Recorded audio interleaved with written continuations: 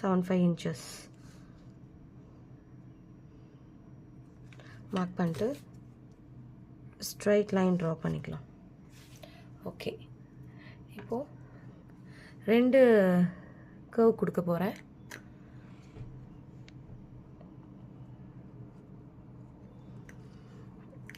நீங்கள் இந்த மாதிரி ரவுண்ட் ஆப்ஜெக்ட் எதாவது இருந்தால் எடுத்துக்கோங்க, இல்லாட்டினா வீட்டில் மூடி எதாக இருந்தாலும் எடுத்துக்கலாம். ஓகே, ஃபஸ்ட்டு கர்வ் ட்ரா பண்ணிட்டேன். இப்போ நெக்ஸ்ட்டு செகண்ட் கர்வ். ஏன் இந்த லைன் போட்டிருக்கோம் அப்படின்னா, 1 செகண்ட் உங்களுக்கு இப்படி வச்சு காட்டுறேன்.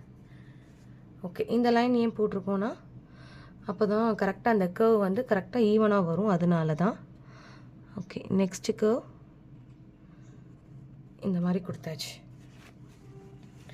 அப்புறமா ஒரு 0.5 inches உள்ள கர்வ் கொடுத்து அப்படியே இங்கே வந்து லீஃப் ஷேப் மாதிரி கொடுத்துட்றேன்.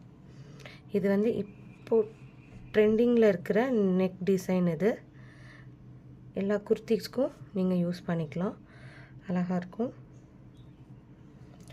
ஓகே, இந்த ஷேப் வந்து ப்ராப்பராக கொடுத்துக்கலாம். ஓகே, இப்போது